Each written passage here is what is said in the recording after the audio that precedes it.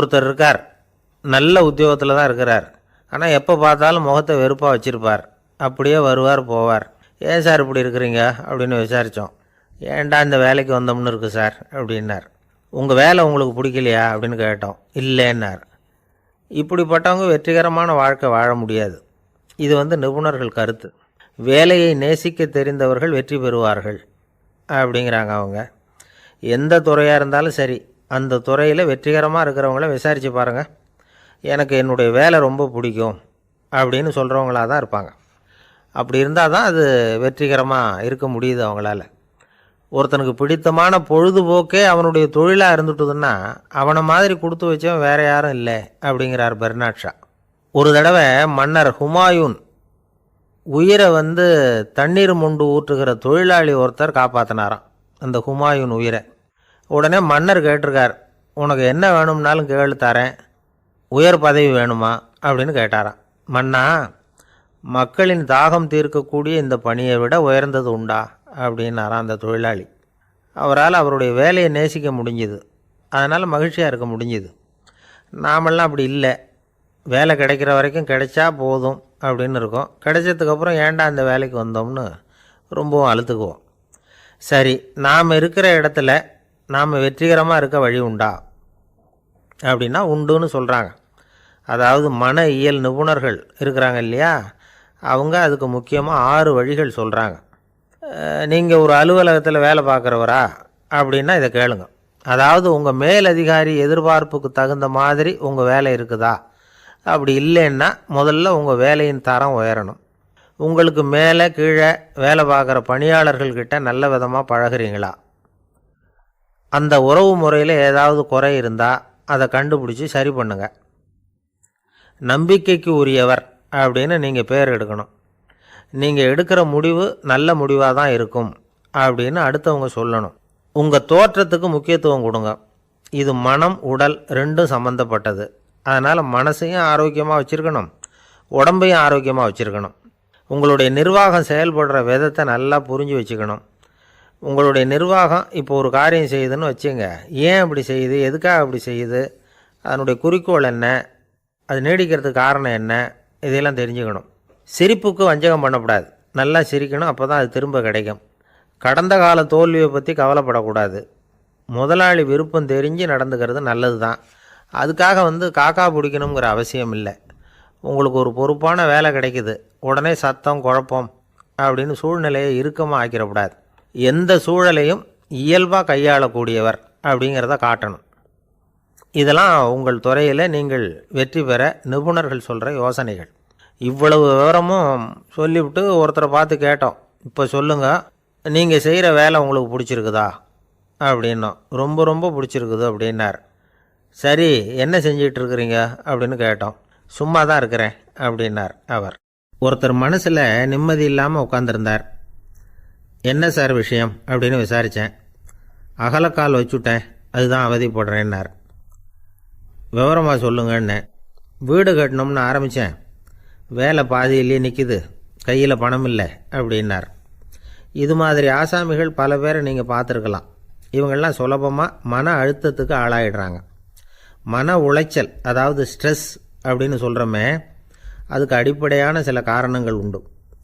அதாவது மிகையாக திட்டமிடுதல் அப்படிங்கிறதும் ஒரு முக்கியமான காரணம். நடைமுறை சாத்தியம் என்னங்கிறத மனசில் வச்சுக்கிட்டு எந்த திட்டத்தையும் தீட்டணும், அப்போ தான் அது சரியாக வரும். 2வது காரணம் என்ன தெரியுமா? ஒரே நேரத்தில் பல்வேறு செயல்களில் ஈடுபடுறது. தொலைபேசியில் பேசிக்கிட்டே கையில் இருக்கிற கடிதத்தை படிச்சுக்கிட்டே எதிரில் உட்காந்துக்கிட்டு இருக்கிறவருக்கும் அப்பப்போ பதில் சொல்லிக்கிட்டு மனசில் பல்வேறு சிந்தனைகளை அப்படியே ஓட விட்டுக்கிட்டு இருக்கிறது, இதுவும் மன அழுத்தத்தை உண்டாக்குது. 3வது காரணம், எதிலேயும் வெற்றி மட்டும் எதிர்பார்க்குற ஒருதலைப்பட்சமான ஆர்வம். நாம் தொட்டதெல்லாம் வெற்றியாகவே முடியணும் அப்படின்னு எதிர்பார்க்குறவங்க ஏதாவது ஒன்றில் தோல்வியை கண்டால் தோண்டு போயிடுறாங்க. எப்படியும் முடியலாம்ங்கிற எண்ணம் ஏற்கனவே நமக்குள்ளே இருந்துட்டுதுன்னா அந்த அவஸ்தை வராது. அதனால் அதுவும் நம்ம வளர்த்து கொள்ள வேண்டிய ஒரு குணம். மன உளைச்சல் ஏற்படுறதுக்கு இன்னொரு காரணம், எதையும் வேகமாக செஞ்சுடணும் அப்படிங்கிற துடிப்பு. அந்த துடிப்பே மனசை அழுத்த ஆரம்பிச்சிடும். எந்த ஒரு காரியத்திலையும் தாமதமோ இடையூறோ ஏற்பட்டால் அதை பொறுத்துக்கிற மனப்போக்கம் வேணும். அது இல்லாதவங்க அழுத்தத்துக்கு ஆளாயிடுறாங்க. சில பேர் வேலைன்னு எந்த நேரம் பார்த்தாலும் வேலையே கதின்னு கிடப்பாங்க. பொழுதுபோக்குக்கோ உடற்பயிற்சிக்கோ குடும்பத்தில் உள்ளவங்க அல்லது நண்பர்கள் கூட கலந்துரையாடவோ கொஞ்சம் கூட நேரம் ஒதுக்க மாட்டாங்க. இந்த சுபாவம் மன அழுத்தத்தை உண்டு பண்ணும். இதையெல்லாம் புரிஞ்சுக்கிட்டு அதிலிருந்து விடுபடுறது எப்படின்னு யோசிக்கணும். வல்லுநர்கள் இது தொடர்பாக சில யோசனைகளை சொல்லி வச்சிருக்கிறாங்க. அது என்னென்னா, வாழ்க்கைங்கிறது பிரச்சனைகளால் பின்னப்பட்ட ஒன்று. அது எப்போவுமே முடிவடையாத ஒரு தொடர்கதை அப்படிங்கிறத முதல்ல நாம் புரிஞ்சுக்கணும்.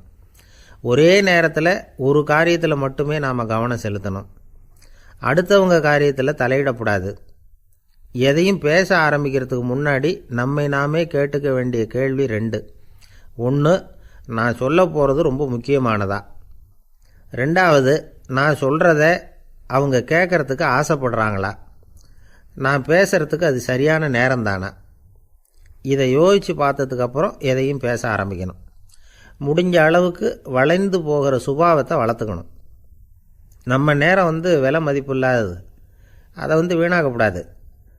சிரிக்க தெரியலனாலும் பரவாயில்ல, முகத்தில் கொஞ்சம் புன்முறுவலாவது காட்டணும். இதெல்லாம் ரொம்ப முக்கியம். அடுத்தவங்க ஏதாவது செஞ்சால் உடனே நன்றி சொல்ல மறக்கக்கூடாது. தினமும் கொஞ்சம் நேரத்தை தனிமையில் செலவு பண்ணணும். மன உளைச்சலிருந்து விடுபடுறதுக்கு 3 முக்கிய வழிகள் சொல்கிறாங்க. அதை சுருக்கமாக ரெட் அப்படின்னு சொல்கிறாங்க. RED ஆங்கில எழுத்தில். அந்த முதல் எழுத்து ஆர், அது என்னென்னா ரிலாக்ஸேஷன், அதாவது இடை ஓய்வு. 2வது E எக்ஸர்சைஸ், உடற்பயிற்சி. 3வது டயட், திட்டமிட்ட உணவு முறை. அதனால் தியானம், மூச்சு பயிற்சி இதெல்லாம் இந்த இடை ஓய்வுக்கு வழிகள். எந்த வேலையையும் தொடர்ந்து செய்யக்கூடாது. எல்லார்கிட்டையும் கலகலப்பாக பழகணும். மாதத்துக்கு ஒரு நாளாவது குடும்பத்தோடு வெளியில் போயிட்டு வரணும். சுலபமான உடற்பயிற்சிகளை செய்யலாம். உடற்பயிற்சிங்கிறது நமக்காக நாம் செய்கிற ஒரு நீண்டகால முதலீடு அப்படின்னு சொல்லுவாங்க. அதாவது லாங் டேர்ம் இன்வெஸ்ட்மெண்ட்டாக. அளவோடு சாப்பிட்ணும், மெதுவாக சாப்பிட்ணும். இதெல்லாம் கொஞ்சம் மனசில் வச்சுக்கிட்டு நடந்துக்கிட்டால் மகிழ்ச்சியாக வாழலாம். சில பேர் சாப்பாட்டு விஷயத்தில் ரொம்ப அக்கறை எடுத்துக்கிறது உண்டு. ஒரு குண்டு ஆசாமி சாப்பிட உக்காந்தார். முதல்ல ஒரு மாத்திரை சாப்பிட்டார். எதுக்குன்னு கேட்டோம். பசி எடுக்கிறதுக்குன்னார். சாப்பிட்டு முடித்தார். பிறகு மறுபடியும் ஒரு மாத்திரை சாப்பிட்டார். இது எதுக்குன்னு கேட்டோம். சாப்பிட்டது ஜீரணமாகறதுக்கு அப்படின்னார். அரேபிய நாடு, அங்கே ஒரு ஆட்சி தலைவர். அரேபிய நாட்டு ஆட்சி பொறுப்பை ஏற்றுக்கிட்டவர். அவர் ஆட்சி பொறுப்பை ஏற்றுக்கிட்ட பிறகு ஒரு நாள் ஒரு தெருவில் நடந்து போய்கிட்டு இருந்தார். அவர் தோளில் ஒரு பெரிய துணி மூட்டை. அதை சுமந்துக்கிட்டு கடத்தெருவை நோக்கி அவர் போய்கிட்டு இருக்கிறார். வழியில் அவரை சந்தித்தார் உமர். அவர் கேட்டார், கலீஃபா அவர்களே, எங்கே புறப்பட்டுட்டீங்க அப்படின்னு கேட்டார். கலீஃபான்னா ஆட்சி தலைவர்னு அர்த்தம். இதுக்கு அவர் சொன்னார், நான் துணி வணிகம் செய்கிறவன், அதனால் துணி வியாபாரம் செய்கிறதுக்காக போயிட்டுருக்கிறேன்னார். நீங்கள் இப்போ இந்த நாட்டுக்கு ஆட்சி தலைவர், ஆட்சி பொறுப்பில் இருக்கிறீங்க.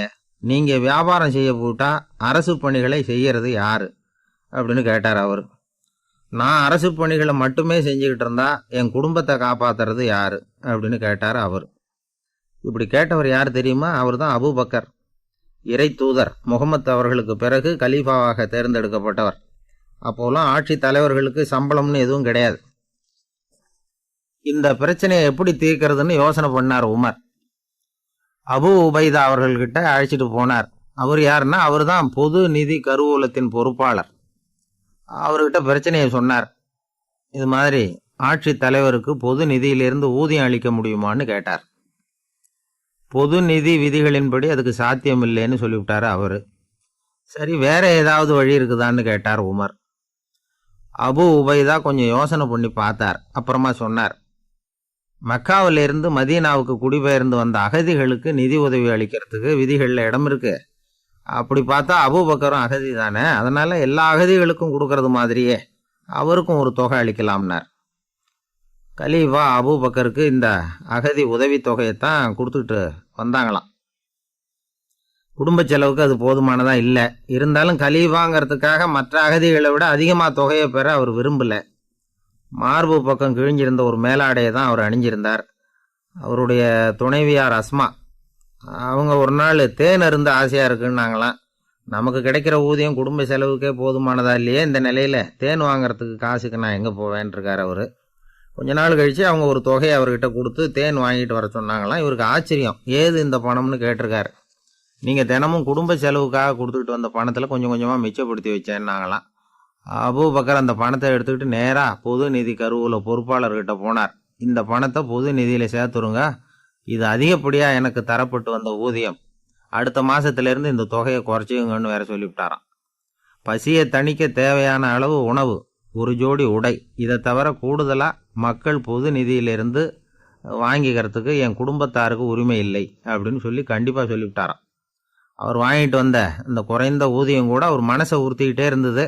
கடைசி நேரம் அவர் தம்முடைய மகள் ஆயிஷா அவர்களை அழைச்சார். மகளே, இதுவரைக்கும் பொது நிதியிலிருந்து நான் வாங்கிட்டு வந்த தொகை என்னுடைய இதயத்தில் பாரமாக அழுத்திக்கிட்டு இருக்கு. என் தோட்டத்தை விற்று அதில் வர்ற பணத்திலேருந்து நான் இதுவரைக்கும் வாங்கிட்டு வந்த ஊதிய தொகையை கணக்கு போட்டு பொது நிதியில் சேர்த்து விடு அப்படின்னாராம். பதவி ஏற்கிறதுக்கு முன்னாடி தன்கிட்ட இருந்ததை விட இப்போ கூடுதலாக என்ன சொத்து இருக்குன்னு பார்த்துருக்கார். ஒரு ஒட்டகம், ஒரு கோப்பை, ஒரு பணியாள், இதையும் அடுத்தபடியாக கலீஃபாவா வர்றவர்கிட்ட ஒப்படைச்சிருங்க அப்படின்னு விட்டாராம். அதே மாதிரி அடுத்து வந்த உமர்கிட்ட ஒப்படைச்சாங்க. அப்போ உமர் சொன்னாராம், அபூபக்கரே, இந்த முன்மாதிரியால் உங்களுக்கு பிறகு இந்த ஆட்சி பொறுப்பை ஏற்கிறவர்களை பெரும் நெருக்கடிக்கு ஆளாகி விட்டீங்க அப்படின்னு சொல்லி ரொம்ப கண் கலங்கினாராம். கடைசியாக அபூபக்கர் தன்னுடைய குடும்பத்தாருக்கு விட்டு சென்ற சொத்து ஒரு படுக்கை விரிப்பு, ஒரு போர்வை, அவ்வளவுதான். இது சிந்திக்க வேண்டிய ஒரு செய்தி. ஒரு ஊரில் ஒரு மன்னர் இருந்தாராம். அமைச்சர் அவர்கிட்ட சொன்னாராம், மன்னா, நம்ம ராஜ்யத்தில் இனிமே லஞ்ச ஊழலே இருக்காதுன்னாராம்.